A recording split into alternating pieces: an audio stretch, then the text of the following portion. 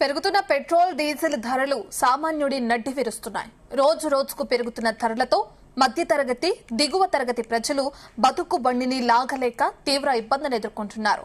సగటు ఉద్యోగి కార్మికుడి ఆదాయం పెరిగినప్పటికీ నెలవారీ బడ్జెట్లో రవాణా నిత్యావసరాల ఖర్చులు రెట్టింపు కావడంతో కుటుంబాలు ఆర్థిక సంక్షోభంలో కూరుకుపోతున్నాయి.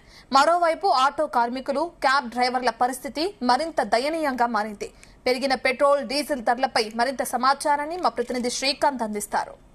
ఒకవైపు నిత్యావసర వస్తువులు ధరలు పెరిగిన నేపథ్యంలో ప్రజలు తీవ్ర ఇబ్బందులు పడుతుంటే మరోవైపు చమురు సంస్థలు కూడా గడిచిన 5 రోజుల్లో 2 సార్లు పెట్రోల్ డీజిల్ పెంచిన నేపథ్యంలో వాహనదారులకైతే భారీ షాక్ కలిగిందని చెప్పొచ్చు. ఈ నేపథ్యంలో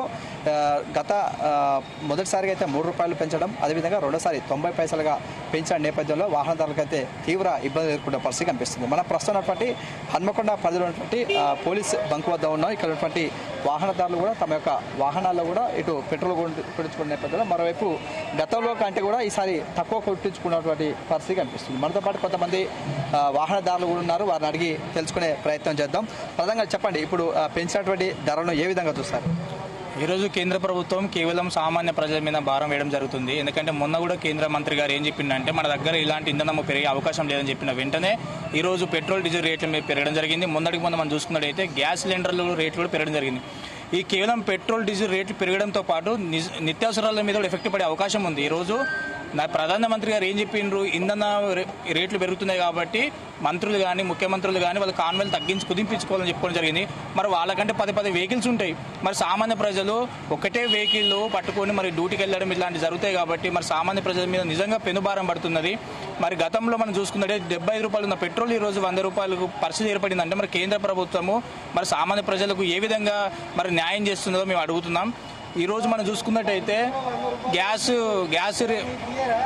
గ్యాస్ రేట్లు పెంచడం జరిగింది. మొదటి మరి కేంద్ర ప్రభుత్వం ఎందుకు ఇలాంటి వ్యవహారం మరి ధోరణి ప్రదర్శిస్తుంది? వెంటనే కేంద్ర ప్రభుత్వం చొరవ తీసుకొని పెట్రోల్ డీజిల్ రేట్లు పెంచకుండా చొరవ తీసుకుని కోరుతున్నాం. అదేవిధంగా మనతో పాటు మరికొంతమంది కూడా ఉన్నారు. వారిని అడిగి వారి యొక్క అభిప్రాయం తెలుసుకుందాం. ప్రధానంగా మీరు చెప్పండి, ఇప్పటికు గడిచిన 5 రోజుల్లో కూడా 2 సార్లు పెట్రోల్ డీజిల్ ధరలు పెంచింది. ఇదే విధంగా చూస్తారు? ఇదే విధంగా అయితే మేము చిన్న పని చేసుకోవడానికి మాకు చాలా ఇబ్బంది అవుతుంది. దీంతో ఇప్పుడు మాకు భారం బాగా పెరుగుతుంది. మేము చిన్న క్లాస్ వాళ్ళం, నెలకు 10,000 జీతం వచ్చేటోళ్ళం. మామూలుగా చేసుకొని బతకాలంటే జీతం పెరిగేది, ఇది నిత్యావసర వస్తువులు బాగా పెరుగుతున్నాయి. దీంతో చాలా ఇబ్బంది అవుతుంది మాకు. అంటే 2 సార్లు పెంచారు కదా ఇప్పటికే. గతంలో ₹3, ఇప్పుడు 90 పైసలు పెంచారు. ఎట్లా ఉంది? ఇప్పుడు నెలకు మాకు భారం $400 నుంచి $500 ఎక్స్ట్రా పెరుగుతున్నాయి. కాబట్టి మాకు రోడ్డు మీద తిరగడానికి బాగా ఇబ్బంది ఉన్నది. దీంతో నిత్యావసర వస్తువులు బాగా పెరుగుతాయి. కేంద్ర గవర్నమెంట్ దీనికి స్పందించి తొందరగా తగ్గిస్తేనే మా అందరికి చిన్న క్లాస్ మిడిల్ క్లాస్ తగ్గడానికి ఇబ్బంది లేకుండా ఉంటుంది.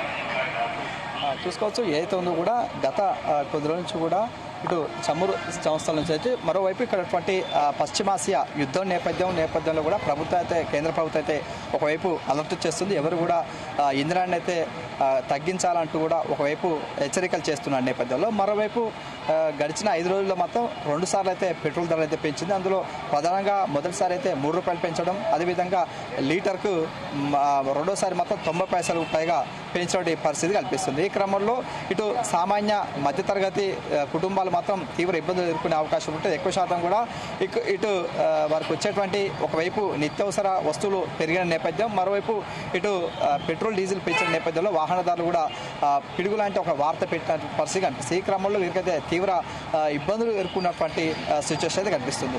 కెమెరామెన్ వేణుతో శ్రీకాంత్, జీతెల్ న్యూస్, వరంగల్.